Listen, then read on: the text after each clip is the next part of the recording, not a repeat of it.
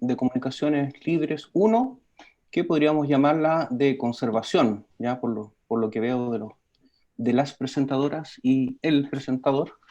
Así que voy a introducir a Daniela Mardones. Ahora le toca el turno a Carolina Pañitur. Para que comparta su pantalla, por favor.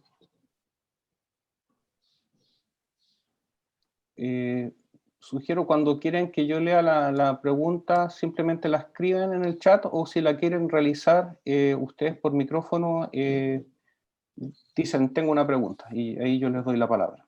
Así que ahora que veo el título, la voy a presentar mejor.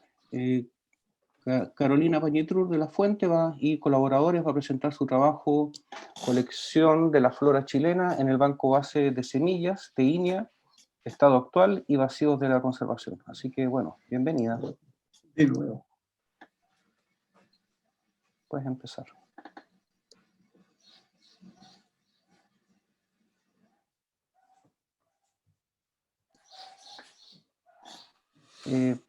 Parece que está sin audio, sin micrófono, perdón.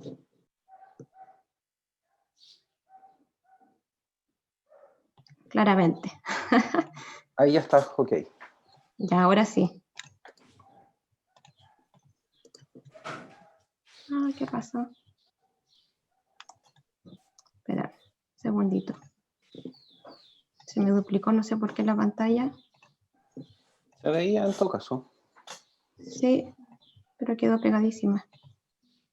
Ahí está. Ahí está perfecto. Ahora sí. Sí, recuerdo poner en silencio a los demás el micrófono, por favor. Bueno, voy a volver entonces. No voy a volver a presentar el título porque ya lo mencionó Pablo, así es que voy a comenzar directamente con la presentación. Cuando hablamos de Chile y su biodiversidad, siempre es importante recordar que nuestro país es considerado como uno de los hotspots de biodiversidad a nivel mundial, que son estas áreas que podemos ver acá achuradas de color verde en este mapa, y que, bueno, me imagino como todos saben, son regiones geográficas donde se concentra una alta diversidad de especies, en particular especies endémicas. En el caso de las plantas se dice que para que un área sea considerada como hotspot deben haber al menos 1.500 plantas vasculares endémicas, lo que claramente ocurre con nuestro país, donde más de 2.000 plantas son endémicas, pero lamentablemente los hábitats naturales donde estas especies habitan han sido fuertemente impactadas por las acciones del ser humano. Por lo tanto, son especies que hoy en día están muy amenazadas. Si nosotros analizamos, por ejemplo, el listado de plantas vasculares, o de plantas que han sido catalogadas según el reglamento de clasificación de especies, podemos ver que de ellas un 72% están con alguna categoría de amenaza y cerca de la mitad presentan algún peligro o están en peligro crítico de extinción. La pregunta entonces que deberíamos hacernos, no solamente nosotros, los amantes de las plantas, los botánicos, ojalá también las autoridades, es qué podemos hacer como país para poder proteger entonces estas especies. Y bueno, cuando hablamos de conservación, me imagino que también las personas que están aquí presentes son conscientes que lo ideal es poder proteger las especies, sean plantas u otro tipo de especies, de manera in situ, es decir, en los mismos ambientes donde ellas crecen, porque de esta manera permitimos que los procesos biológicos, evolutivos, de las especies puedan seguir desarrollándose en los ecosistemas. Sin embargo, siendo realistas, poder proteger todas las especies en su hábitat natural es algo prácticamente imposible, y por eso es sumamente importante contar con otras medidas de conservación complementarias, como las que conocemos como conservación ex situ. En el caso de las plantas, como vemos acá, esto puede ser en jardines botánicos, en arboretum o en bancos de semillas. Acá les muestro una imagen aérea de nuestro banco de semillas para quienes no lo conocen. Y que es un banco que está ubicado acá en Vicuña y que tiene una infraestructura, digamos, particular, en una gran fortaleza, digamos, que es una cámara de frío que está a menos 20 grados Celsius, donde nosotros conservamos miles de millones de semillas de nuestro país como una manera también de evitar la extinción de estas especies. Bueno, el objetivo entonces de este trabajo, de lo que les voy a mostrar, es reportar el estado actual de conservación ex situ de la flora de Chile, ojo, la flora con semilla, que está conservada en nuestro banco base, e identificar los principales desafíos que enfrentamos para poder aumentar nuestra colección. Todos estos resultados están resumidos o presentes en este artículo que salió publicado recientemente, y es lo que yo les voy a mostrar de manera bien breve en esta pequeña presentación. Bueno, ¿qué es lo que hicimos para conocer el estado actual de la colección de semillas de especies nativas de nuestro banco? En primer lugar, generamos una base de datos, que verdad más que una base de datos es esta planilla Excel que ustedes ven acá, donde recopilamos toda la información de todas las accesiones de semillas de especies nativas conservadas en nuestro banco, las cuales han sido incorporadas gracias a 37 iniciativas diferentes, proyectos y donaciones desde el año 2001 al 2019, porque el año 2001 fue cuando se empezaron a conservar las especies nativas en nuestro banco, y por cada accesión de semillas, cuando hablo de accesión es un lote de semillas colectadas en un determinado momento y de una determinada población, se revisó y actualizó la información taxonómica y funcional de las especies, información de colecta de las semillas, del manejo de esta y de almacenamiento en nuestro banco, de las iniciativas que permitieron la conservación de estas semillas, así como también del lugar físico donde están resguardadas. Dentro de esta revisión y dentro de esta actualización, por ejemplo, lo que hicimos fue actualizar todos los nombres científicos, utilizando como base el catálogo de las plantas vasculares de Rodríguez, y también actualizamos los estados de conservación de las especies de acuerdo a los procesos de clasificación que están disponibles en la página del Ministerio de Medio Ambiente. Para conocer la distribución geográfica de las especies y las accesiones de semillas que tenemos en nuestro banco, calculamos el número de especies y accesiones colectadas por cada región geográfica del país, y además se realizó un análisis espacial de la riqueza de especies de las accesiones utilizando el programa DIVAGIS. Por otro lado, para conocer un poquito cuáles son las iniciativas que han permitido conservar estas especies en nuestro banco, separamos toda la información, todas las accesiones de semillas de acuerdo a los proyectos que han permitido incorporarlas, por ejemplo, proyectos internacionales, proyectos nacionales públicos, proyectos nacionales privados y donaciones. Y por otro lado, para conocer de cierta manera cuáles son los principales desafíos a mediano y corto plazo o los principales vacíos de conservación, hicimos 3 análisis bastante simples, que son los que aparecen acá. En primer lugar, para conocer un poco la representatividad de la flora que tenemos conservada en nuestro banco por región geográfica, calculamos un índice que le llamamos índice de esfuerzo de colecta, que es un índice que va desde 0 a 1, donde 0 significa que de cierta región geográfica no hay especies conservadas en nuestro banco, y 1 significa que todas las especies de esa región estarían representadas por al menos una accesión colectada en la misma región en nuestro banco de semillas.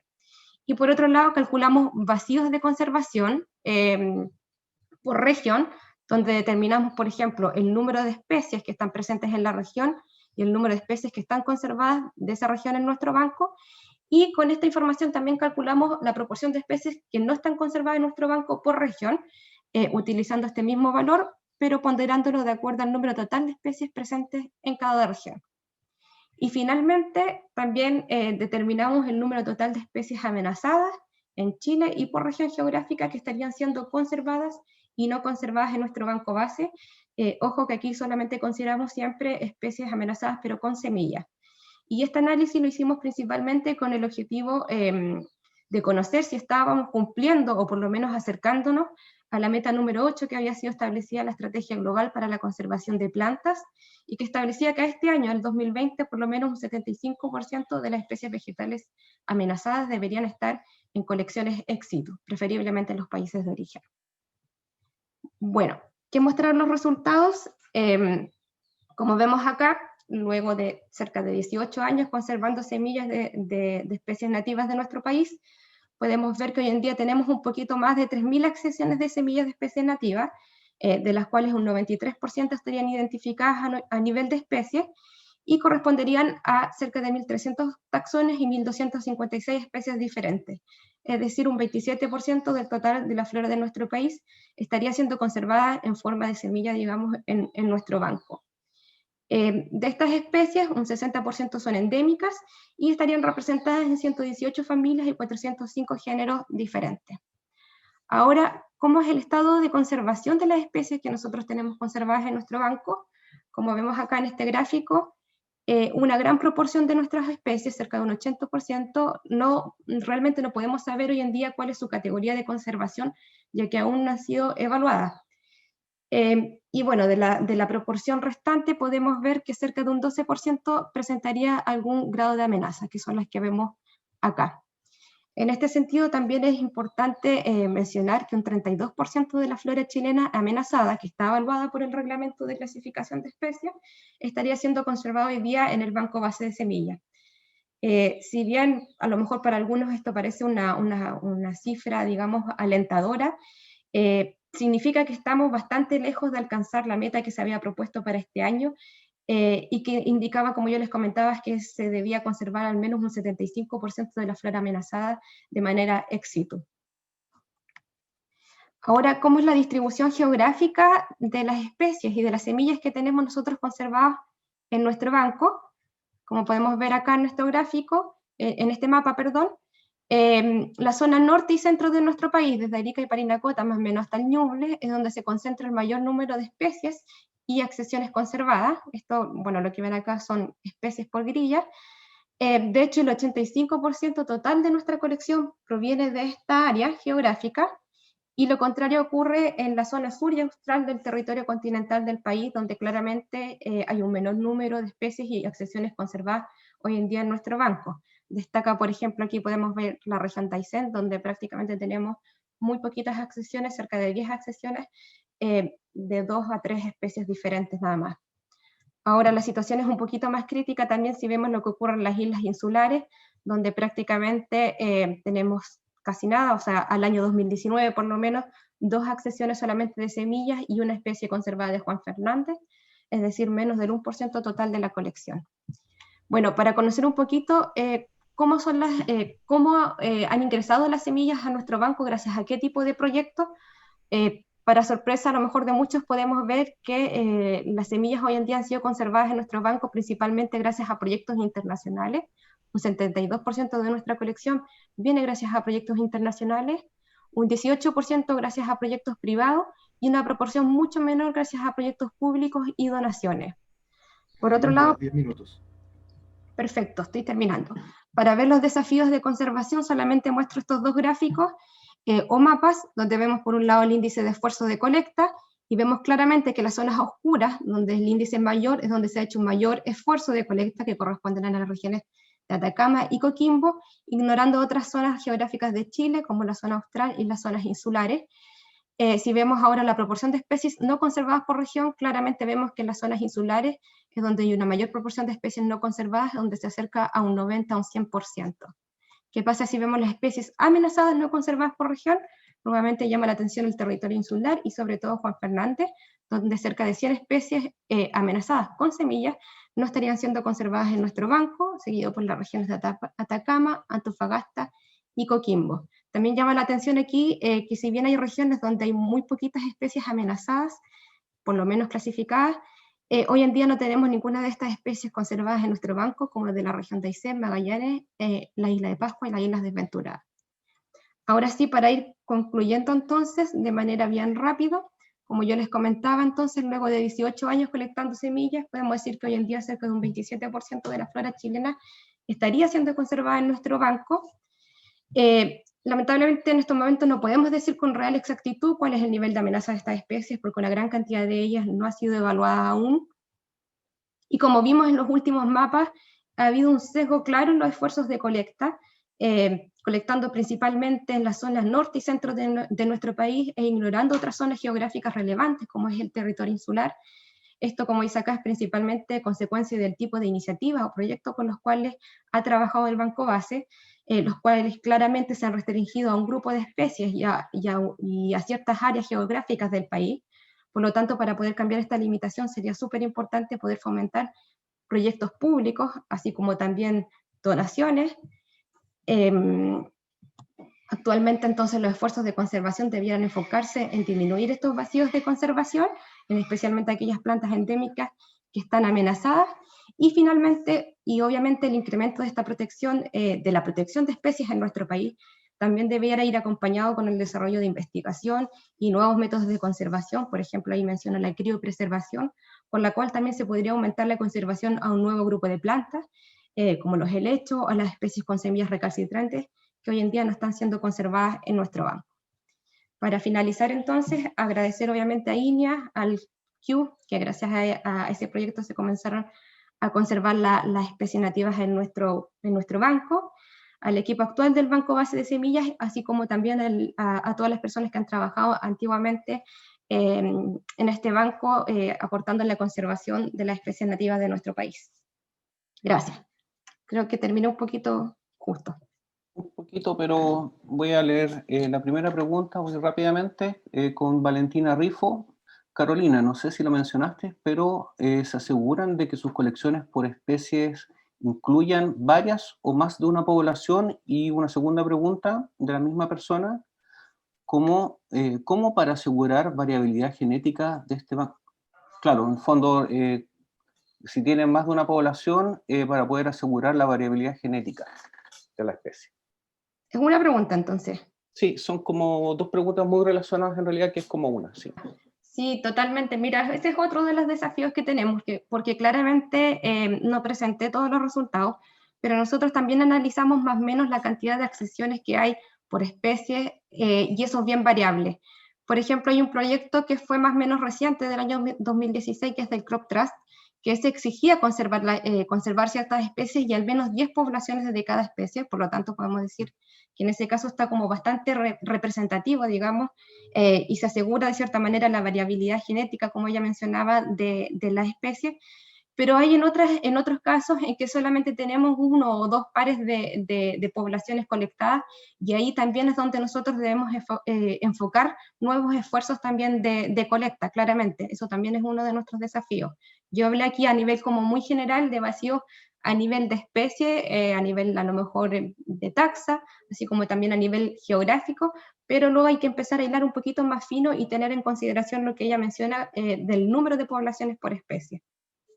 Y una última pregunta, si la podría responder brevemente por el tiempo, de Camila del Pilar Zamorano. ¿Existe un protocolo de donación de semillas por parte de privados? Actualmente no existe un protocolo, pero yo creo que debiéramos trabajar en ello. De hecho, bueno, en mi parte es primera vez que participo en un congreso de botánica. Estoy feliz de conocer más gente amante y, bueno, conocedora del tema. Y creo que sería muy bueno, tal vez en algún momento, establecer algún tipo de colaboración con las personas, digamos, que están interesadas en donar semillas y que además tienen el conocimiento, sobre todo botánico, para poder hacerlo. Yo creo que es algo que no hay que descartar y que deberíamos considerar, a lo mejor hacer algún curso de colecta y hacer una colaboración. A veces nos quejamos de que los recursos son escasos, pero yo creo que cuando hacemos colaboración se pueden lograr metas importantes. No existe un protocolo actual, entonces, resumiendo, pero lo podríamos desarrollar y yo los invito también a quienes estén interesados a que nos puedan contactar. Muchas gracias. Aplausos. Falta la opción de poder aplaudir aquí. Bueno, pasemos a la próxima presentación. Muchas gracias. Marcelo hizo una pregunta también para que se la puedan responder tal vez internamente o en el chat. Ahora le corresponde el turno a Camila Zamorano para que se aliste con su presentación, por favor.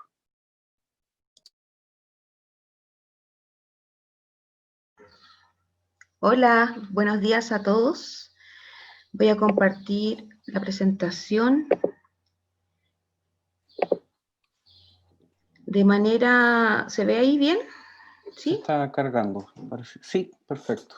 Así que voy a presentarte. Entonces, Gracias. Camila Zamorano, ¿cierto? Y colaboradores van a presentar el trabajo llamado Amenazas a la continuidad de bosques nativos de preservación, caso en área de preservación del Santiago preandino. Así que bienvenida y adelante.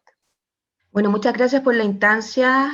Para mí es muy importante exponer este caso y luego el de calidoría, que también voy a hablar en un ratito más, que son datos prácticos que quiero dar de amenazas reales que se están produciendo sobre nuestros ecosistemas nativos.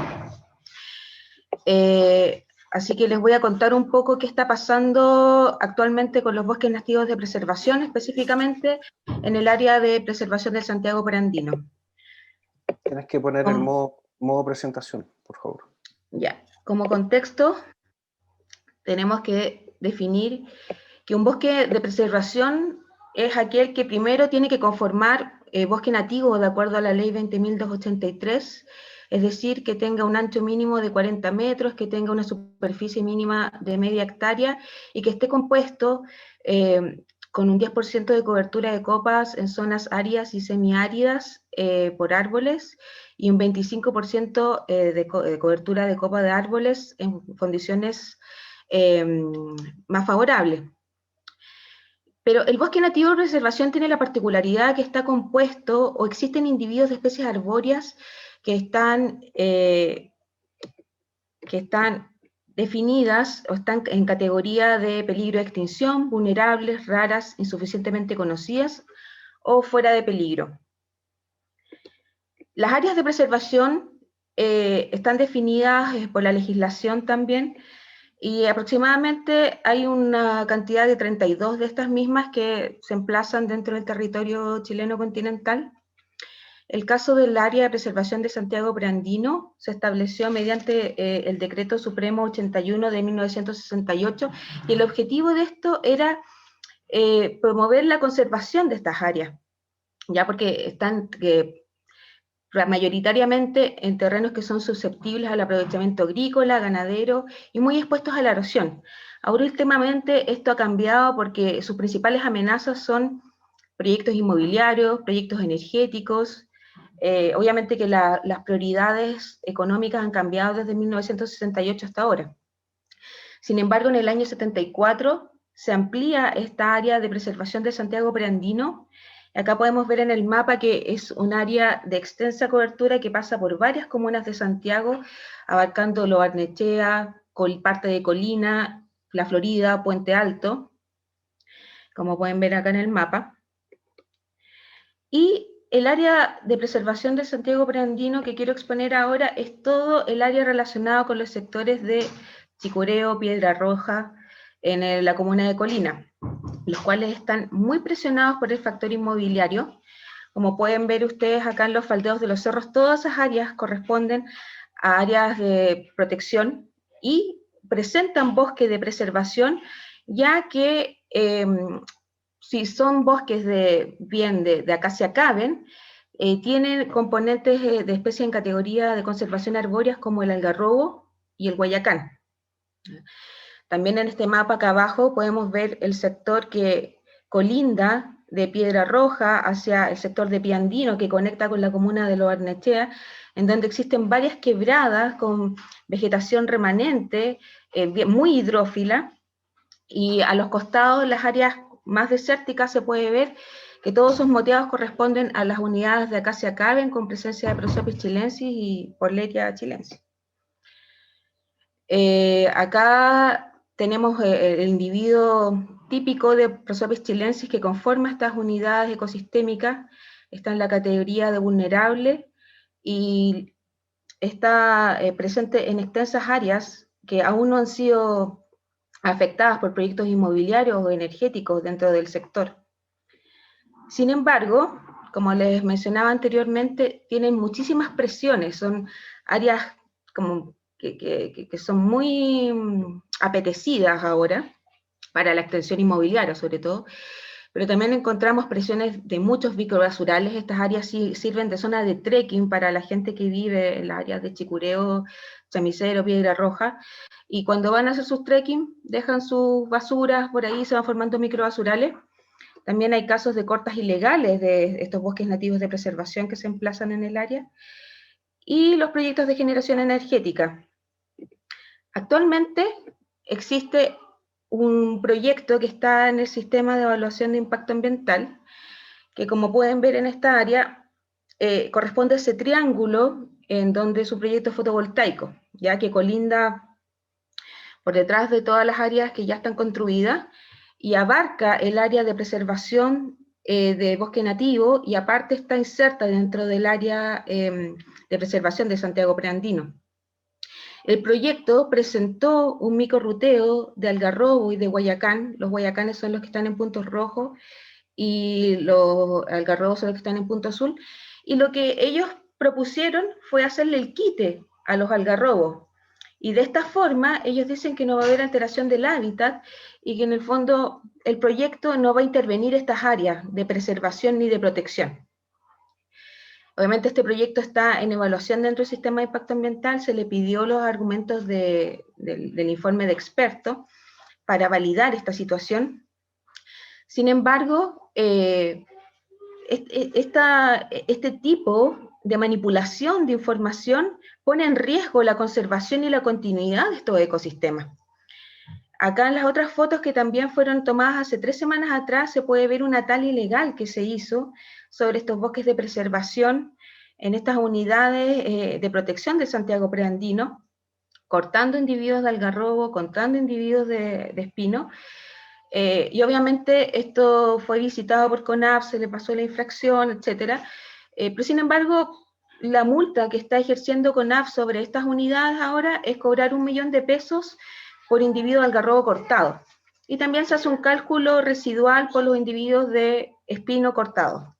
Entonces, el cuestionamiento acá de la real importancia o de la real efectividad de estos decretos que supuestamente están para proteger estas áreas, que son de preservación, que son de interés ecológico, ¿cuál es el real impacto de estas, como les digo, sobre la protección de los mismos? Actualmente, por ejemplo, si se quieren cortar individuos aislados de árboles que no conforman bosque dentro de la unidad de preservación de Santiago Preandino, se puede presentar un informe técnico ante CONAF en donde se diga cuántos árboles se quieren cortar y dónde están. Y después de 90 días hábiles, la corporación puede aceptar, que es lo que pasa en la mayoría de los casos, este tipo de informe, y en el fondo estas áreas siguen siendo amenazadas bajo, en el fondo, el permiso de la autoridad. Entonces, actualmente, la zona de preservación de Santiago Preandino no es una zona de preservación.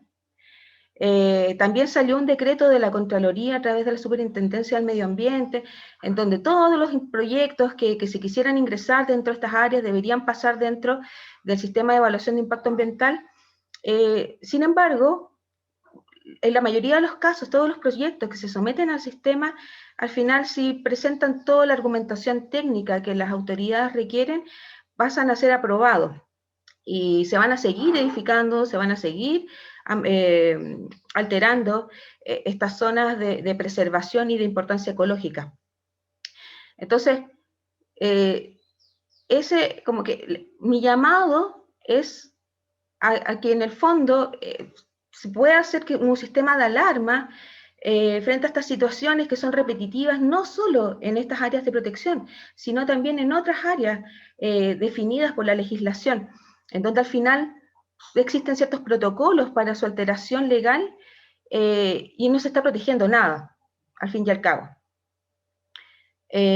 Así que ese era un poco el objetivo de mi presentación, presentar este caso sobre las amenazas y las alteraciones que están teniendo estas áreas actualmente.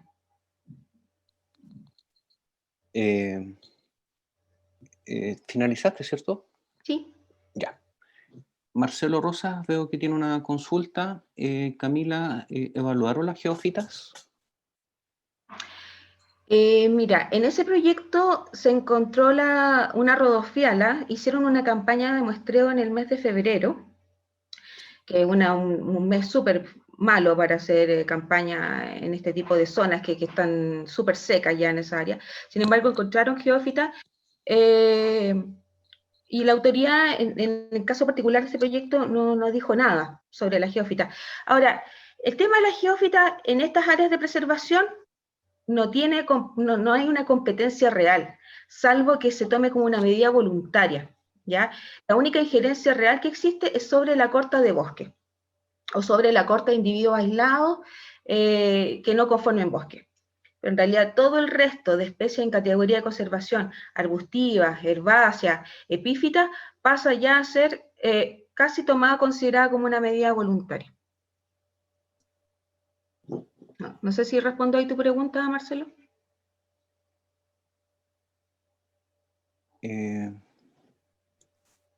No lo sé. Sí, sí, responde la pregunta y hay algunas geófitas que tienen categoría de conservación y Sí. también estarían con protección legal. Sí. ¿Más consultas al público?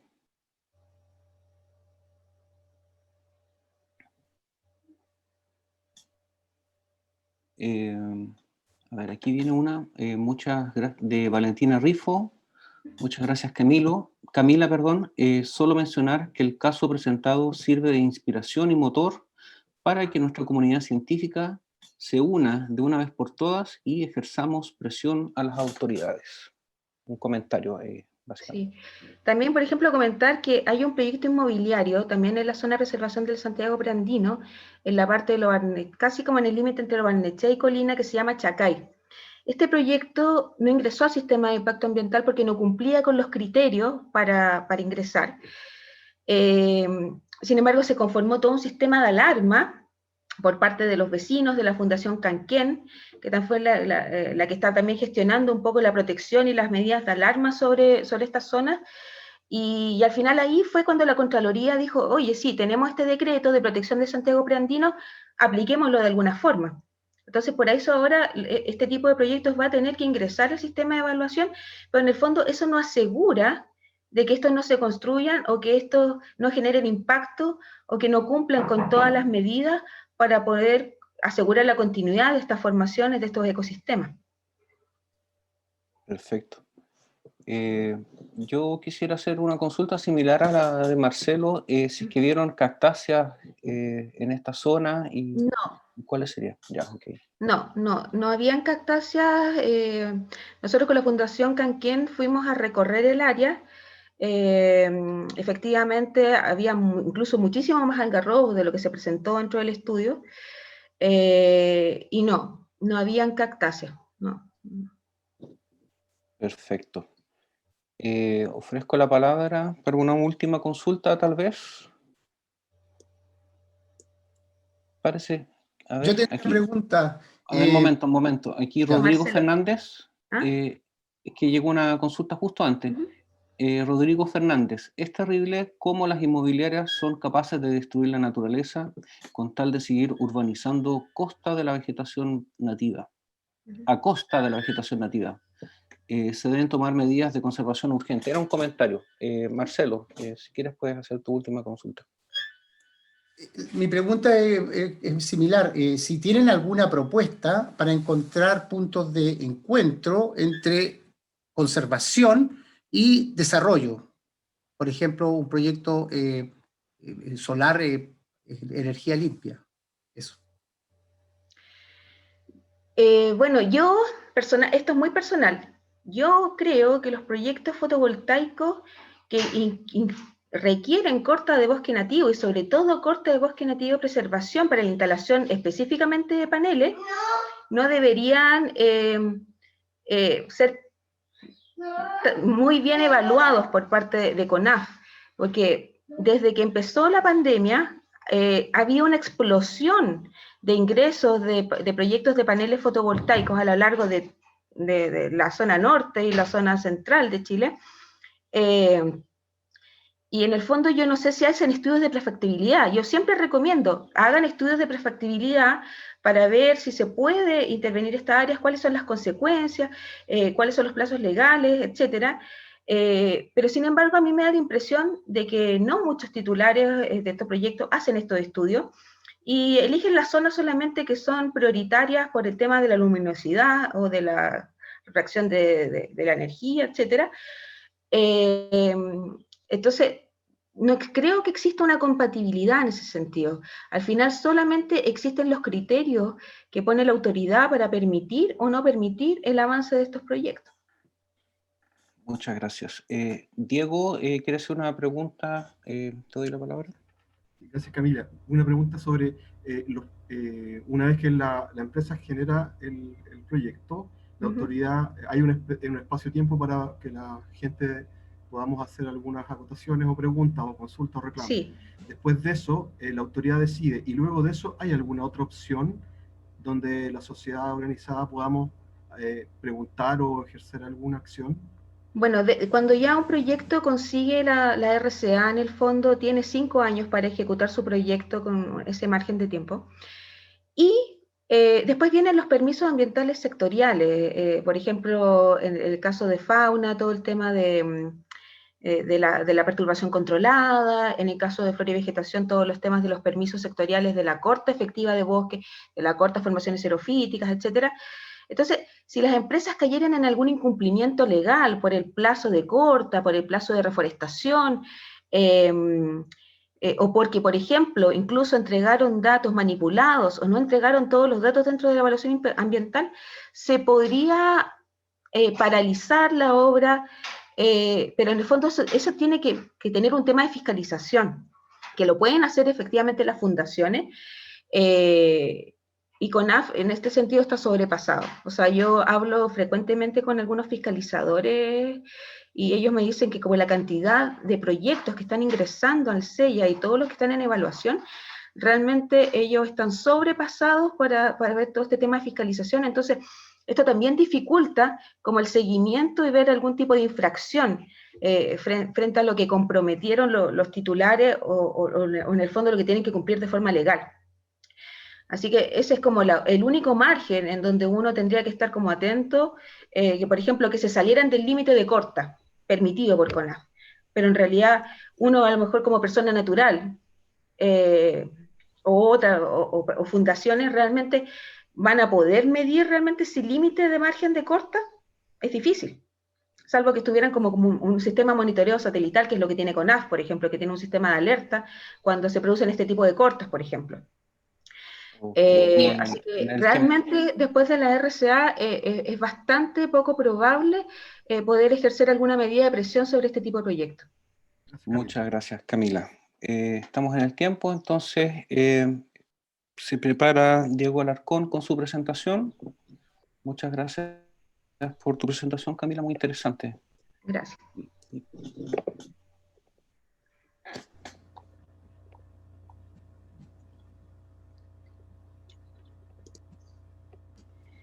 Entonces voy a introducir la presentación de Diego Alarcón y colaboradores. Zonificación según vulnerabilidad al cambio climático en Comortega Queule y Nothofagus alessandri, monumentos naturales en peligro de extinción. Así que puedes empezar, Diego. Gracias. Bueno, partiendo que Comortega Queule como Nothofagus alessandri son árboles endémicos de Chile, tienen la posibilidad de crecer en envergadura como árbol adulto grande. Sin embargo, una serie de amenazas, ya sea incendios, tala ilegal, ganado, etcétera, complican la regeneración, complican la conservación a largo plazo de estas dos especies. En ambos casos, se trata de especies que tienen una distribución restringida y muy fragmentada en la cordillera de la costa, de las regiones de Maule a Biobío para el Queule, y en el caso de Ruil, endémicos solo de la costa del Maule. Las poblaciones son muy fragmentadas por efecto de estas acciones de amenaza, y son especies que están muy escasamente protegidas en áreas destinadas a la conservación. La representación en parques es mínima, en el caso del Queule, la reserva de los Queules, y la reserva los Ruiles para el caso del Ruil. Y tiene una superficie muy acotada, muy pequeñita. Ambas especies han sido clasificadas en peligro de extinción y también catalogadas como monumento natural. Bueno, en la zona donde se distribuyen ambas especies en peligro, constituye una zona transicional de un bioma mediterráneo hacia un bioma templado hacia el sur, y se prevén importantes cambios climáticos, principalmente con menores precipitaciones, pero también con mayores temperaturas, especialmente hacia la parte interna de esta región. En el caso de la definición, o digamos de donde abundan donde hay mayor frecuencia de árboles, en ambos casos las especies tiene una importancia la exposición. La ladera donde se encuentran los árboles, si está orientada hacia el norte o hacia el sur, ejerce una influencia microclimática hacia la especie. Tanto es así que en ambas especies, la mayoría de los árboles están en exposición sur. En el caso del Queule, por ejemplo, se observa que más del 72% de todos los árboles conocidos están ubicados en la exposición sur, que no es necesariamente, al ver un modelo de elevación digital fino del orden de 90 metros, no ocurre exactamente en el mismo azimut que la exposición sur, que va de 90 a 270 grados, sino que va, en el caso del Keulen, de 80 a 260 grados. Y para el caso del Ruil esto es mucho más notorio aún. Este diferencial de azimut, o de la mayoría de los árboles que estén presentes en la exposición sur, en verdad va no de 90 a 270, sino de 60 a 240 grados. Y en el caso de Ruil, el 95% de todos los árboles conocidos está en esta condición de exposición sur. También el origen geológico de los suelos es otro factor que podría tener relevancia para ambas especies. La mayoría de las poblaciones en ambos casos ocurren en suelos de origen metamórfico, con algunas intrusiones de origen plutónico. Y la pregunta que queremos hacer, bueno, respecto de la distribución que se conoce bien, ¿qué partes de la distribución de estas especies van a considerar mayor vulnerabilidad frente al cambio climático? Existe un estudio previo, pero a escala, digamos, un poquito más amplia, y queremos hacer en este caso algo más específico para cada especie, y para ello vamos a utilizar utilizamos la técnica de modelado por nicho ecológico, que es ampliamente conocida. Básicamente trata de generar modelos de asociar de forma matemática a través de información de presencias de la especie, idealmente en contacto con ausencias también, se asocia a variables de importancia ecológica para generar un ajuste del nicho a través de herramientas matemáticas. ¿Ya? Por eso se usa entonces, y mediante distintos protocolos estadísticos se puede proyectar en el espacio ecológico, que luego el espacio ecológico dependiendo de las variables escogidas, se puede expresar geográficamente en cartografía. Eso en términos generales. Para ver la vulnerabilidad a cambio climático, entonces, se usa información ambiental presente para obtener la distribución presente, y información modelada futura esperada para obtener la distribución futura probable de la especie, y ambos modelos se contrastan, de manera que se comparan para identificar zonas de vulnerabilidad. Por ejemplo, la distribución presente en la parte de abajo, luego se contrasta con la distribución futura, de tal manera que en verde se observa las zonas donde la especie se puede mantener, en rojo aquellas zonas donde tiene una tendencia a pérdida o alta vulnerabilidad, y en azul zonas que podrían potencialmente expandirse dependiendo de la posibilidad de migración de la especie. Entonces, este tipo de modelos, para ambas especies se usaron datos abiertos de la distribución de las localidades a partir de herbarios y fuentes públicas, pero también información privada, principalmente de empresas y organismos no gubernamentales, en los cuales se constituye una colección importante de datos para ambas especies, ¿ya? Que incluye, por supuesto, los trabajos previos en cada caso. Para evaluar la vulnerabilidad de cambio climático futuro, usamos dos modelos, el del grupo de modelamiento de los ingleses, AdGem, con código HE a partir de ahora, y el modelo liderado por los australianos, denominado Access 1.0, con código AC a partir de ahora. Se usaron dos escenarios de cambio para alrededor del año 2050, con una condición de tipo conservadora, con un modelo 4.5, y un modelo no tan conservador, sino que más agresivo, pero que lamentablemente constituye el modelo al cual los datos actuales, a medida que va pasando el tiempo, se ajustan mejor. Entonces, con estos dos modelos contrastantes, se analizaron a partir de información de rasters de variables ambientales de menos de 1 kilómetro cuadrado, y se usó un ensamble de predicciones a través del software Biomos 2, sobre plataforma R. Se usaron distintos algoritmos, incluyendo Random Forest, Maxent, GBM, GLM y GAM. Dentro de estos, para todas las repeticiones que se realizaron, y diferentes situaciones de pseudo-ausencias, dado que no existen información acerca de ausencias verdaderas de estas especies en territorio. 7 minutos. Gracias. Se seleccionaron entonces los mejores modelos para ensamble a través de criterios estadísticos TSS. Y en las variables escogidas se emplearon herramientas para eliminar pares de variables altamente relacionadas por colinealidad o por correlación estadística a través de esos estadígrafos. Las variables que se seleccionaron, aquí aparecen, básicamente son en gran mayoría variables asociadas a temperatura, pero también con variables asociadas a disponibilidad hídrica en azul, las de temperatura en verde. Y se generaron 3 situaciones para poder comparar la influencia de incorporar la exposición o incorporar la exposición y el origen geológico. Entonces, a partir de ahora voy a mostrar algunos modelos. Todos estos van a estar visibles en el sitio web que voy a dejar en el chat.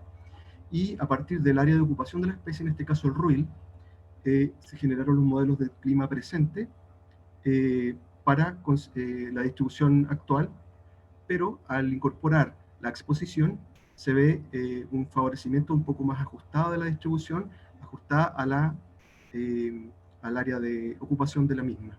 El área de ocupación se ve en verde más oscuro. Luego, al incorporar la exposición, no se ve gran cambio a partir de, comparando con la exposición, al incorporar el origen geológico, no se ve mayor cambio con respecto al de exposición, pero sí hay zonas donde hay cambio de origen geológico distinto y quedan un poco truncadas por la distribución. Bueno, para ver los modelos futuros y su vulnerabilidad, en el caso de RUIL, acá aparecen los 4 escenarios, los 2 modelos con 2 escenarios cada uno, y en rojo se observa la tendencia a pérdida de la distribución. Hay que fijarse acá que en el caso del RUIL, las poblaciones, en las 4 situaciones, considerando solo clima, las poblaciones del norte se ven totalmente vulnerables. Las poblaciones del centro, en algunos casos y algunos modelos se conservan, y las poblaciones del sur, afortunadamente, para distintas opciones de modelo, generan algún grado de conservación hacia el futuro. Entonces, la distribución norte es la más vulnerable, en el caso del RUIL. Al incorporar la exposición, la tendencia es la misma a la mencionada anteriormente, pero obviamente se ve más ajustada a los lugares de exposición sur principalmente. Y se repite la tendencia de que las distribuciones de la parte central hacia el norte no, en ninguno de los casos se conserva a largo plazo, o se ve una tendencia perdida. 10 minutos. Ok, gracias. Al incorporar la geología tampoco se ve un gran cambio con respecto a exposición.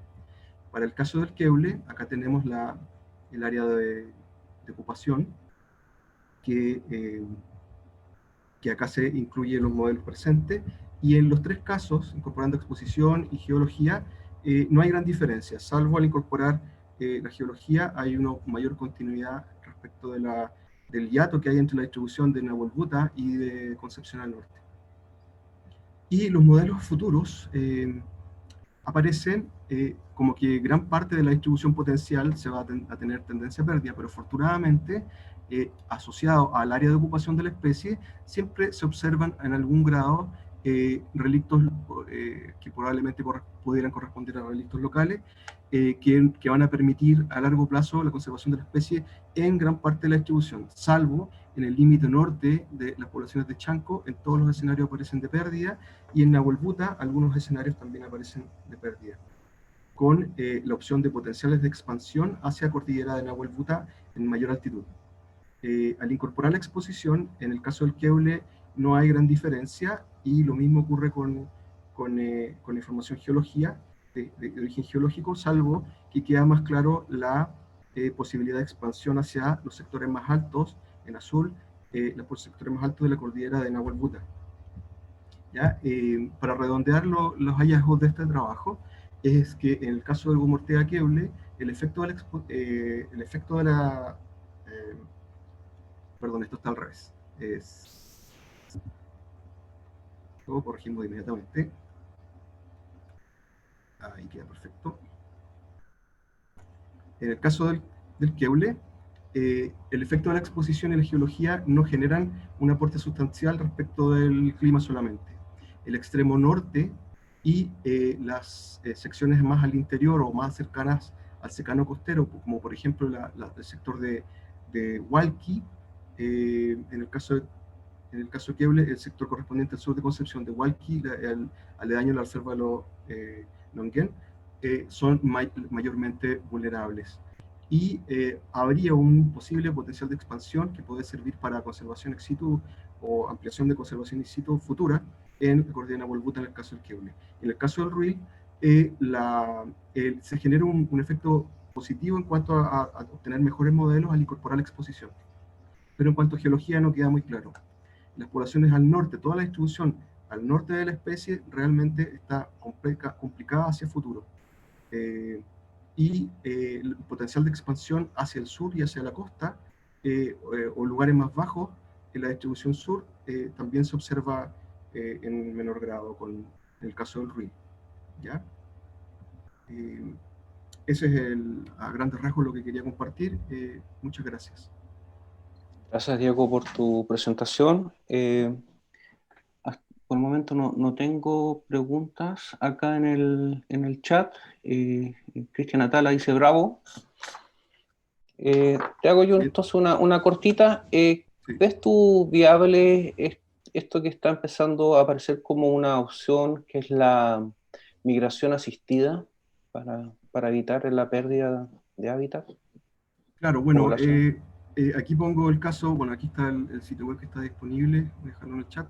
En el caso del Ruil, las poblaciones del norte, pienso que a lo mejor para conservarlos acervos genéticos, si es que hay acervos genéticos especiales de la parte norte de la distribución, habría que empezar a pensar en ello, porque en este caso, por supuesto, este trabajo es preliminar para modelos generales y esto está siendo complementado con modelos más específicos de tamaño de grano más fino hacia el futuro, y todas las combinaciones de modelos aparece que la distribución norte del Ruil, por ejemplo, tiene potencial de pérdida. Entonces, está la oportunidad y yo creo la necesidad de empezar a evaluar, tratar de hacer rescate y localización, por ejemplo, en lugares que hoy día no tienen distribución, pero que podrían tener el potencial. Pero sería una mezcla entonces de conservación in situ hacia conservación ex situ, más bien. Hay que empezar a pensar en ello, creo. Hay algunas preguntas, tenemos poco tiempo, pero las voy a ir leyendo, si las puedes ir respondiendo brevemente. Claro. ¿Cómo seleccionas la idoneidad para mapas binarios? De Marcelo Rosas. Claro, además bueno, te da felicitaciones. Gracias Marcelo. El BioMod tiene la herramienta de binarizar las a través del umbral de TSS. Cuando se escogen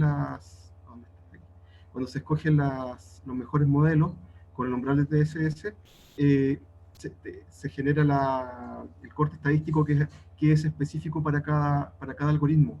Entonces, por ejemplo, la respuesta que mencioné es la mejor combinación de los mejores modelos que están ponderados por cada uno, y entonces tú puedes usar la herramienta de ver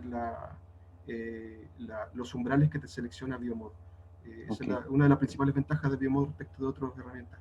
Ali consulta, el Ruil tiene una distribución muy restringida y amenazada. ¿Cuáles variables antrópicas permitirían su expansión? Variables antrópicas, expansión, yo creo que la buena voluntad, principalmente. La buena voluntad. Sí, porque la verdad que está difícil, o sea, son especies que están sometidas, sobre todo el Ruil, a influencia y daño de incendios principalmente. Yo creo que el tema de prevención de incendios sería lo principal para tratar de salvaguardar sobre todo las zonas que se van a conservar a largo plazo. El tema de la buena voluntad en el sentido de que ponernos de acuerdo y poner los actores locales en cómo salvaguardar los relictos y en prevenir hacer una mejor gestión respecto al paisaje. Por ejemplo, las grandes extensiones de lugares con alto combustible, como unas plantaciones adultas continuas en una misma edad, en grandes extensiones alrededor del Ruil, es una bomba de tiempo. O sea, si ya no se incendió, se va a incendiar más adelante, y eso es creo que una de las herramientas, ponernos de acuerdo en que a escala de paisaje no sea tan amenazante. Ok, y la última pregunta de Cristian Atala, ¿cómo influye la rareza biológica y dispersión del Keule en su posible conservación a largo plazo?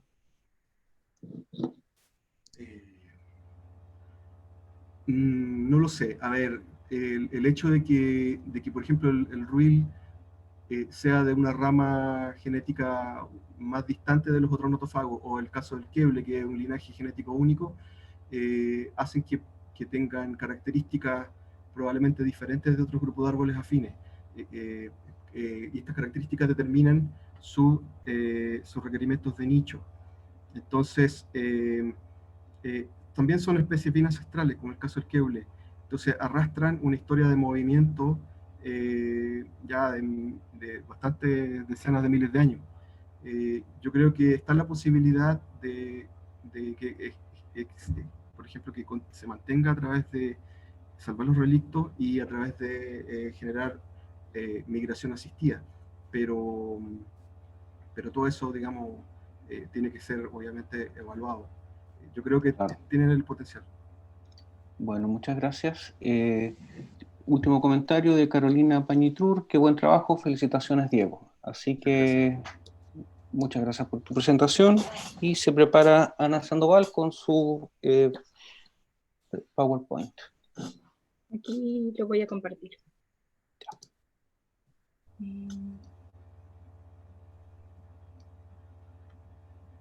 ¿Se ve ahí?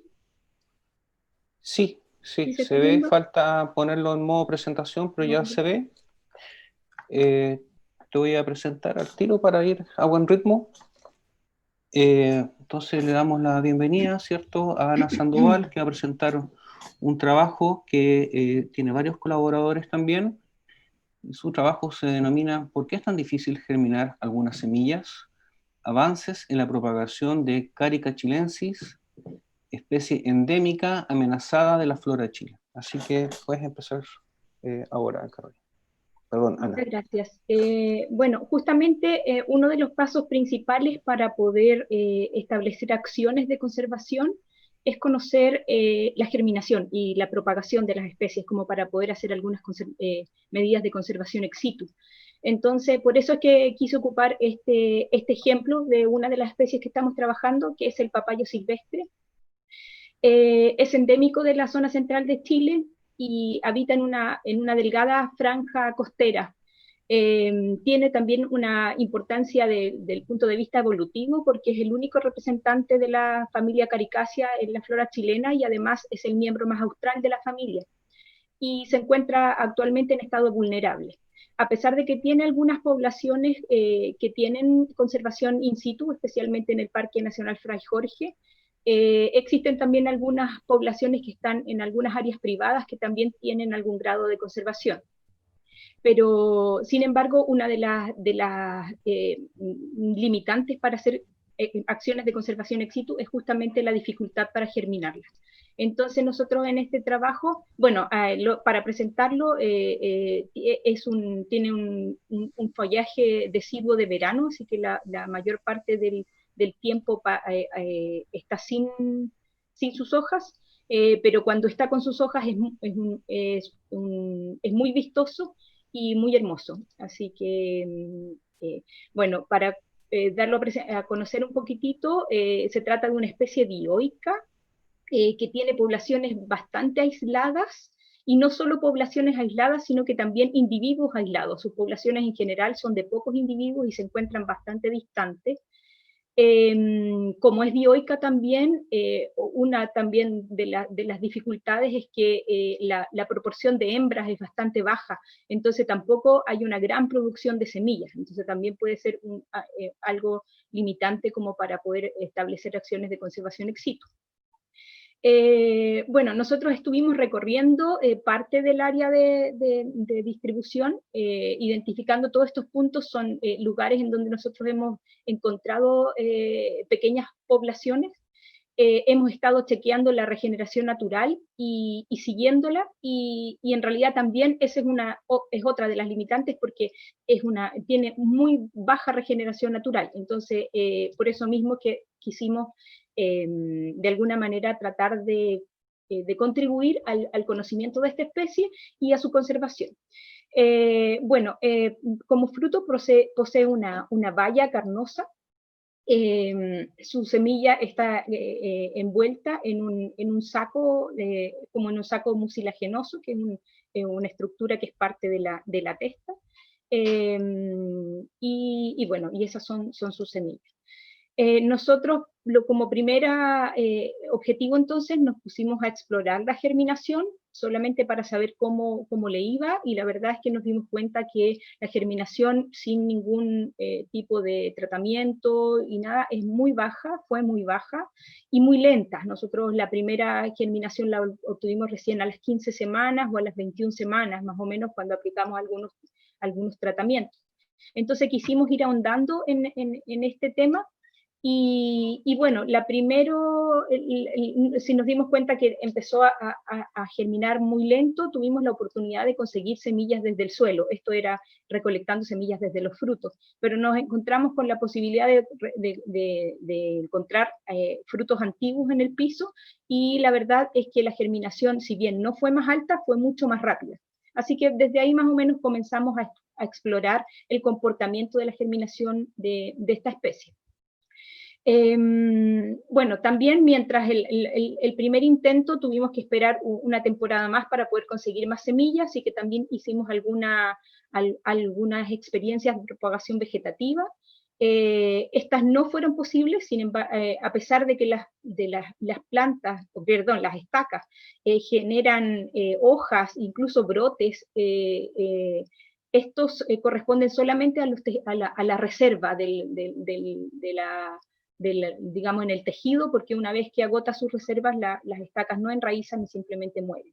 Así que no es una vía la propagación vegetativa.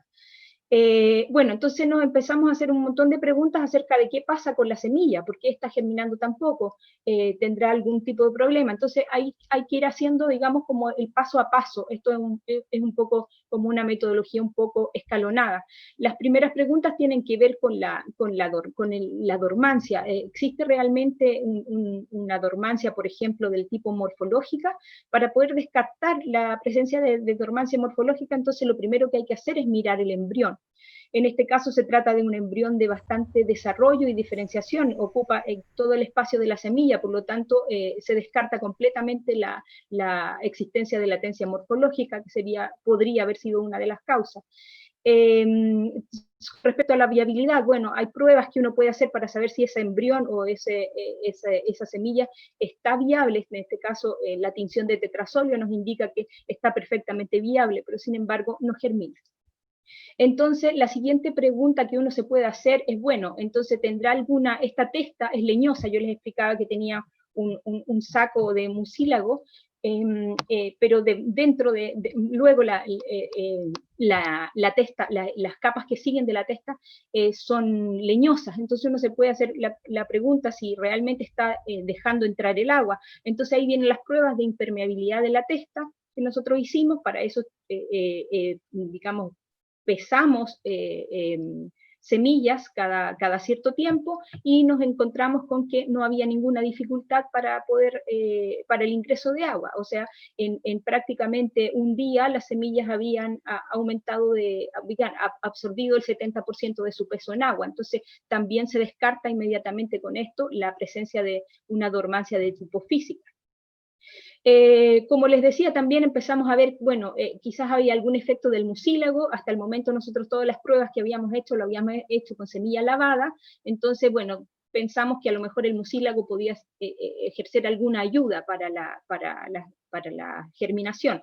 Entonces, en las siguientes colectas damos las semillas con esta sarcotesta y dejamos que se secara incluso sin fresco y seco, pero ya tuvimos que, para poder hacer esas pruebas, ya no podíamos hacerlo en el agar porque el agar se contaminaba. Por lo tanto, tuvimos que pasarnos a usar pruebas de germinación, pero en sustrato. Y ahí nos llevamos una sorpresa, porque en realidad el medio de germinación hacía una gran diferencia. Ya la diferencia no la hizo la presencia del mucílago, porque era rápidamente como absorbido por el medio, así que no había diferencia entre que tuviera o no tuviera, pero sí detectamos que había más germinación cuando hacíamos las pruebas en sustrato que cuando las hacíamos en agar. Así que esa fue la primera pista que nos dio la germinación de papayo. Bueno, también nos empezamos a dar cuenta que había un tema de calidad. O sea, las semillas que estaban germinando tenían morfológicamente unas características distintas a las que no estaban germinando. Si nosotros nos vamos aquí en el detalle de la foto, entonces las semillas que estaban germinando generalmente eran aquellas más grandes y que tienen cierto diseño sobre la testa, tienen como un relieve. Sin embargo, estas otras que eran lisas no tenían, digamos, muy buen desempeño. Entonces, bueno, la pregunta que nos cabía hacernos, entonces, ¿a qué se debía eso? ¿Estábamos colectando realmente de buena manera? Entonces se puso a prueba la madurez, ¿ya? Efectivamente, en el caso del papayo no es tan fácil saber cuándo la semilla está madura porque el fruto es de color verde y simplemente cambia de tonalidad de verde cuando está maduro. Entonces, podía haber sido que la madurez estuviera siendo un factor preponderante para la calidad de la semilla. Entonces, para la madurez, efectivamente, nosotros nos empezamos a dar cuenta en terreno que la misma planta nos está indicando qué tan fácil es sacar el fruto o no sacarlo. Se fijan en este pequeño video, no sé si se nota, pero el fruto puede tener distinta resistencia a la caída o no. Entonces empezamos a recolectar solamente aquellos frutos muy maduros. Pero eso era una dificultad, porque entonces, ¿cuándo teníamos que estar todo el tiempo ahí para saber si estaban maduros o no? Entonces, ideamos unas trampas de semillas para efectivamente tomar solamente semillas que habían sido, digamos, obtenidas en el tiempo de la dispersión natural. Y esas las llevamos digamos, a prueba. Entonces hicimos esta prueba, aquí en estos cajoncitos yo les indico cuáles son las semillas que venían provenientes de las trampas de semillas y cuáles eran las semillas que venían de la colecta directa. Esa colecta directa, entonces, efectivamente podría haber tenido un porcentaje de semillas maduras e inmaduras en mezcla, y por lo tanto podrían estar interfiriendo en la calidad de las semillas. Y efectivamente, todas las semillas que se obtuvieron de las trampas tuvieron mejor desempeño. Incluso, 10 minutos. ¿ya? Incluso sin necesidad de muchos tratamientos. Luego exploramos un poco la longevidad, o sea, este mismo tratamiento, estos mismos ensayos se repitieron una vez que las semillas tenían 6 meses de almacenamiento y nos dimos cuenta que en realidad la germinación se mantiene alrededor del 60%, pero a pesar de que probamos nuevos estimulantes de germinación, no se necesita, digamos, no hay una gran diferencia entre los tratamientos implicados. Incluso es bastante errático. Si nosotros vemos el error, la verdad es que no hay mucha claridad en cuál sería realmente el tratamiento recomendado. Entonces, bueno, mientras tanto, cada vez que nosotros vamos a terreno a visitar nuestras plantas, nuestras poblaciones que estamos siguiendo, se repite un poco lo que nos estaba contando Camila en su presentación. Nosotros estamos viendo la destrucción del hábitat ahí mismo, el loteo que está ocurriendo en las mismas poblaciones donde estamos visitando. Así que nos urge, mientras nosotros estamos intentando determinar cómo sería la mejor manera de establecer, de germinar y de propagar para poder establecer medidas ex situ, en realidad estamos contra el tiempo. Ya, ahí voy a dejar un poco las conclusiones preliminares. Entonces esta semilla no tendría una gran dormancia ni de tipo morfológica ni física, sino que sería más bien fisiológica dada por la madurez de la semilla. Las acciones de conservación son urgentes en este caso y bueno, para agradecer entonces a todas las personas que nos han colaborado y a los financiamientos también, que nos han colaborado tanto en terreno como en laboratorio y en su propagación. Y aquí les dejo una pequeña foto de lo que estamos logrando hoy en día. Ya tenemos plantas prácticamente de un año y medio, casi 2 años, así que estamos logrando las primeras plantas que van a ser parte de las medidas de conservación ex situ para esta especie. Así que eso. Muchísimas gracias. Buenísimo. No veo por ahora preguntas, así que aprovecho de hacer yo una. ¿Sí? Las semillas, si ustedes cosechan el fruto, pero no las sacan las semillas del fruto de su interior, ¿Seguirá madurando? Sí, fíjate que las primeras veces que nosotros hicimos pruebas así, tratamos de hacer una maduración en laboratorio, pero la verdad es que el fruto es bastante sensible, entonces a pesar de que los teníamos en humedad controlada ni en temperatura controlada, se comienzan a descomponer. Entonces no hay digamos, no es factible colectar semilla inmadura y tratar de madurarla. Lo hicimos con frutos inmaduros, digamos, sueltos, pero también lo hicimos con frutos, con pedazos de tallo. Incluso esos tallos los pusimos como si fueran estacas en agar para poder tratar de inducir esa maduración y no la obtuvimos. La semilla, el fruto es muy sensible y comienza rápidamente su descomposición. Así que la verdad es que se recomienda que si no si no estás en presencia de frutos maduros, en realidad sacar frutos inmaduros simplemente va en desmedro de las poblaciones, porque no vas a obtener semilla y no vas a permitir que maduren en la naturaleza.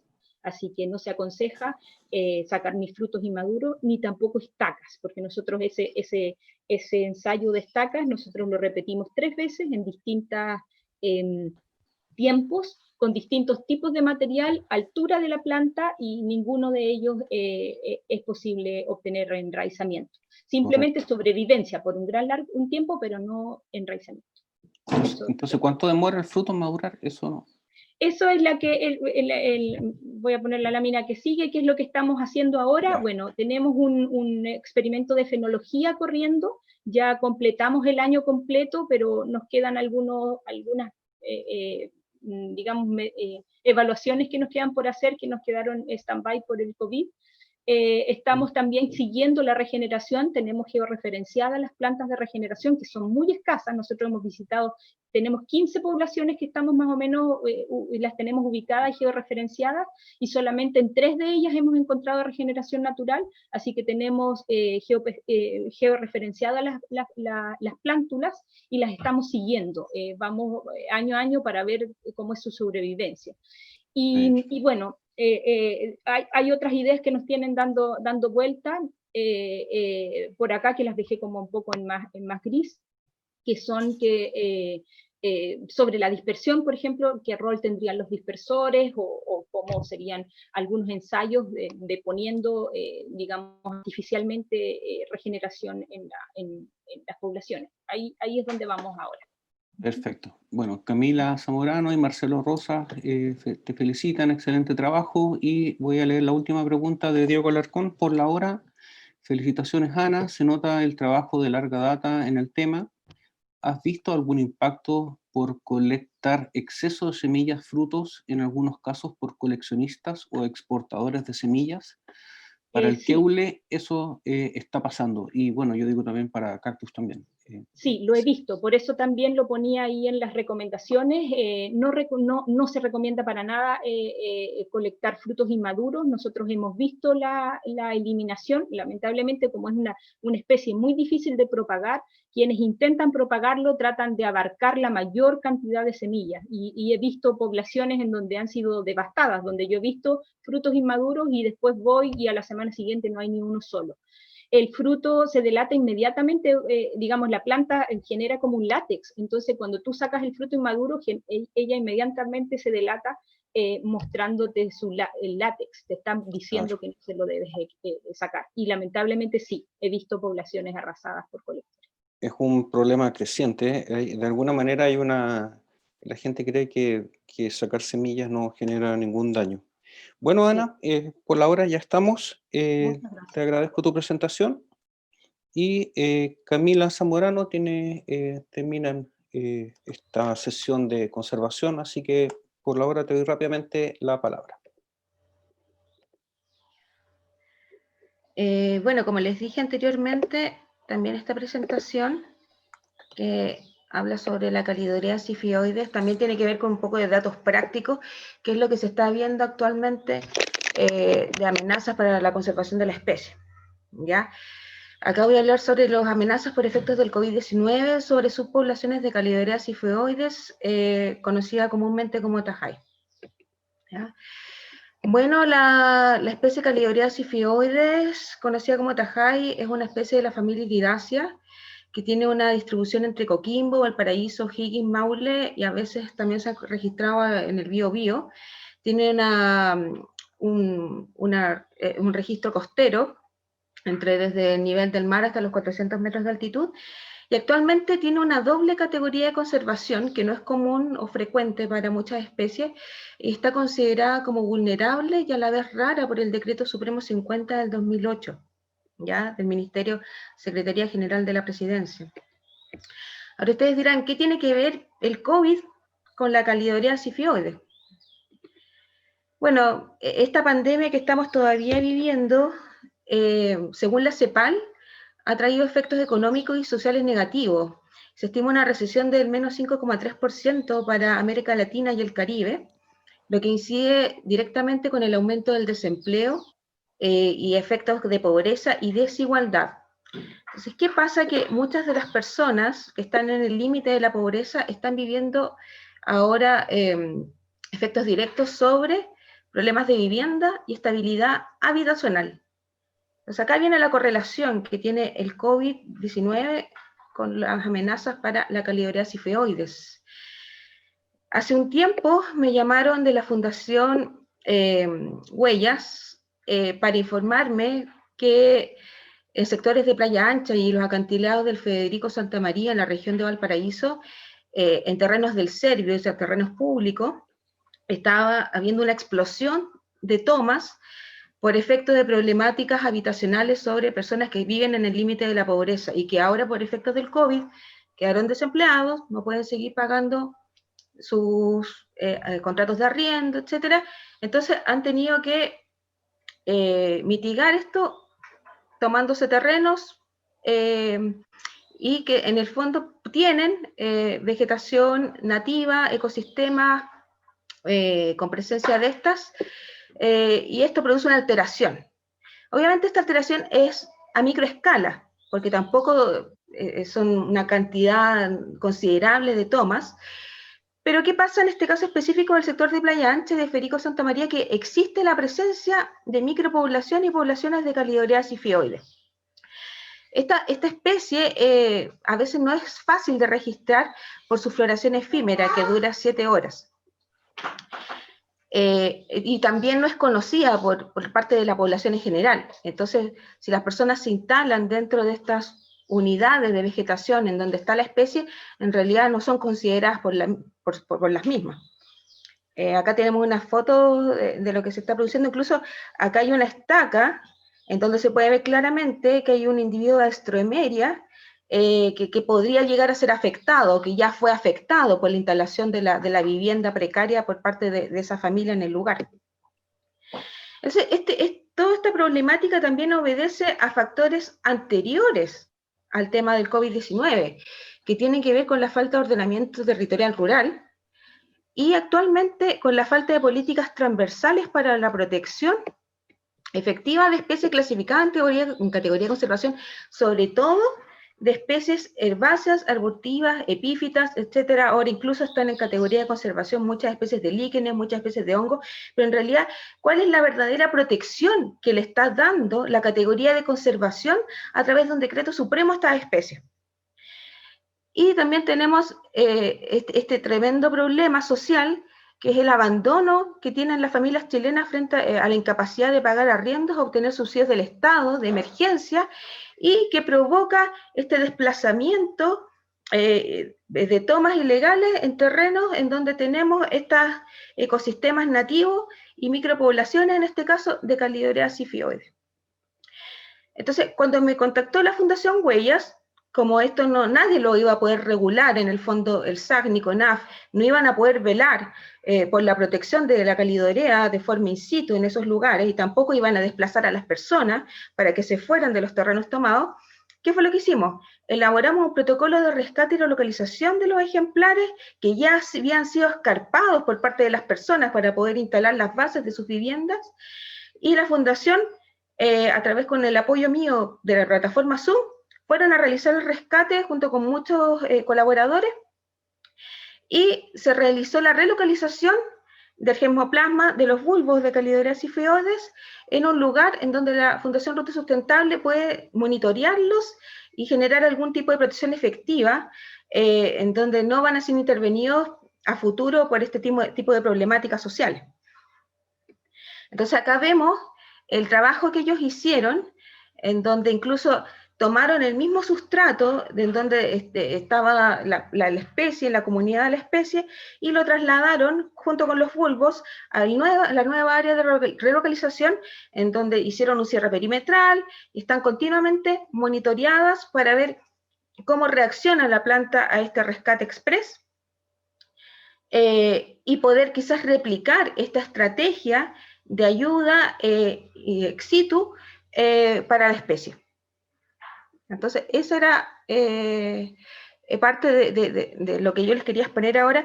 Y obviamente, o sea, esta es una problemática que se está generando en otros sectores fuera de Valparaíso, fuera de la quinta región, y que no solo está afectando a ejemplares específicos de Calidorea sifioides, sino también a otras especies que están vulnerables, están en categoría de conservación, endemismos regionales, que también pueden ser especies cactáceas, etcétera. Pero obviamente, como a mí me llamaron por el caso particular de Calidorea sifioides, se lo expongo a ustedes también, pero también como una señal de alarma, ya de que este año ha sido muy complicado en términos de la pandemia, pero también esto trae consecuencias directas para nuestros ecosistemas nativos que queremos conservar. Y aparte que tenemos esta nula fiscalización e implementación de los marcos de regulación legal sobre estas áreas o sobre las mismas especies por parte de la autoridad. Y quiero dar las gracias a Adrián Sangüesa, que pueden buscarlo en su Instagram, que él me facilitó algunas de las maravillosas fotos de acercamientos de la especie, y a la Fundación Ruta Sustentable también, que hizo en gran parte posible este trabajo, que en el fondo se preocuparon, que dieron la señal de alarma, y que me pudieron contactar para poder hacer algo de manera efectiva, para poder asegurar la continuidad de la especie. Eso. Bueno, muchas gracias. Estoy viendo si hay preguntas, parece que no por ahora, así que aprovecho a hacer yo. No me quedó claro las cantidades, a lo mejor lo mencionaste y me perdí esa parte de las cantidades de Calidorea afectadas, como cuántos bulbos se sacaron, como Claro, ese tipo de datos. La cantidad de afectación no tenemos ese dato, porque en realidad ya se había producido grandes medros, gran escarificación del suelo, gran remoción del mismo, alguna parte de ese ya había sido trasladado a otros sitios. Entonces, lo que hizo la Fundación fue tratar de buscar el material que había quedado en algunos cúmulos de tierra, y también tratar de buscar algunas calidoreas florecidas para poder identificar la especie y poder hacer el rescate de la misma. Y al final ellos lograron rescatar aproximadamente 20 individuos de la especie. Es poco, considerando que aparte la especie está en categoría de conservación, tampoco son muchos los ejemplares de repente que uno encuentra dentro de una micropoblación. Así que estimamos que se perdió bastante material con todo este tipo de movimiento de tierra que se hizo por parte de los pobladores. Perfecto. Cristian Atala tiene una consulta. Hola, oye, muchas gracias por tu trabajo. Muy interesante cómo están también abordando temas que rayan en lo social, que es algo que creo yo que de a poquito vamos a tener que empezar a hacer los científicos en todas las áreas.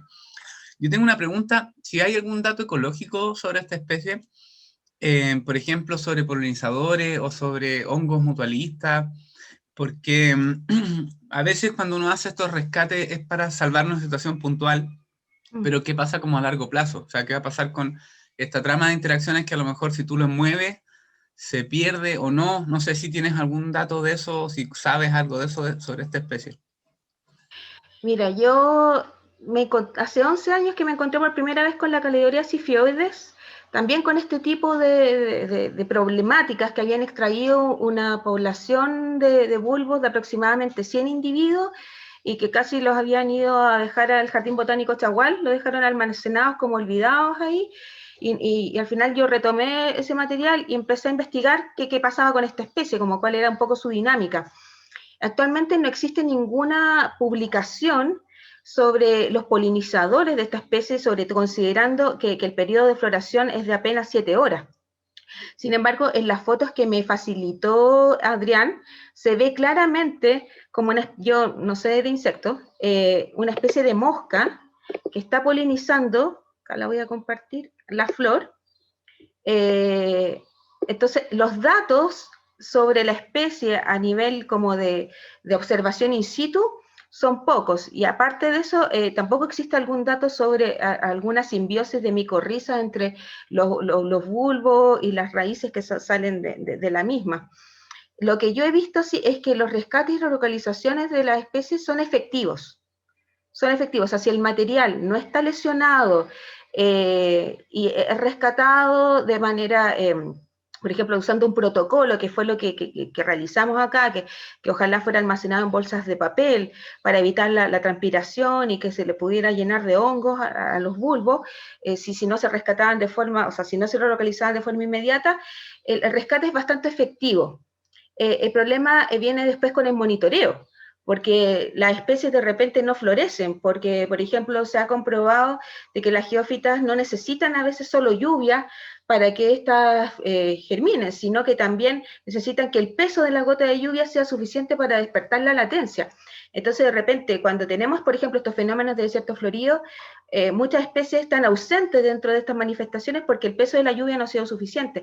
Y el mismo caso pasa con Calidorhea sifioides, que también hay años en que florece, hay años en que no florece, hay años que produce semilla, hay años en que las semillas están vanas, hay otros años que las semillas sí resisten la germinación. Entonces, yo creo que todavía falta estudiar bastante efectos sobre esta especie de manera in situ, y también por parte del laboratorio, que se hace más fácil por el tema de la floración de la planta, que es más fácil monitorearla en un jardín botánico, por ejemplo, que en el fondo habría que instalar como una cámara de monitoreo cuando estas especies como que hacen su floración, para ir justamente en ese periodo de las 7 horas. Diego Alarcón tiene una consulta. Gracias. Si tú sabes, Camila, si esas localidades que están siendo disminuidas estaban respaldadas en información de herbario u otra, si no estuviera, es importante que quede eso, o por último con herramientas como el iNaturalist o algo que después va a información que queda pública, porque después, bueno, principalmente pasa porque todas estas poblaciones que no se saben y que después cambia uso del suelo, etcétera, y total la especie nunca existió. Claro. Bueno, en el caso particular de estos rescates que se hicieron por parte de la Fundación, se tomaron las coordenadas geográficas tanto del sitio de ubicación original de las especies como del sitio de relocalización.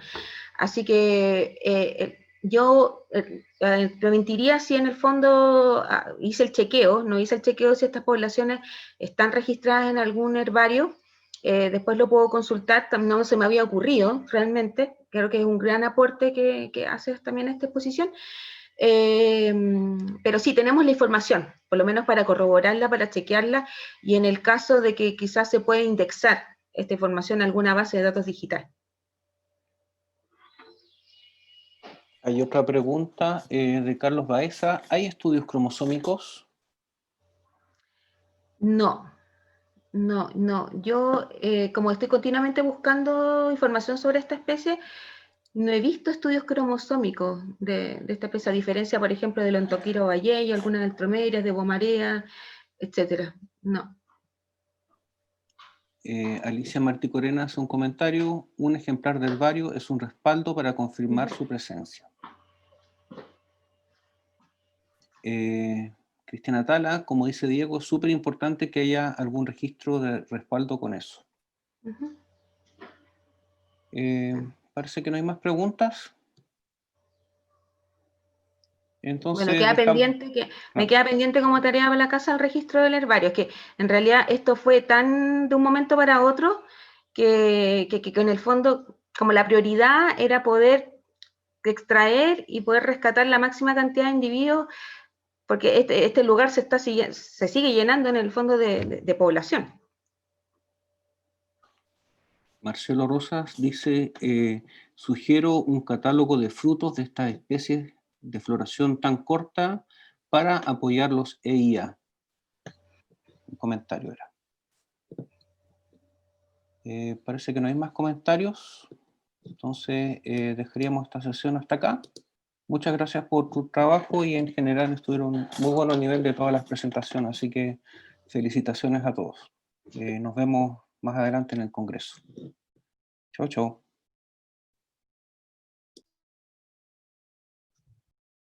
Muchas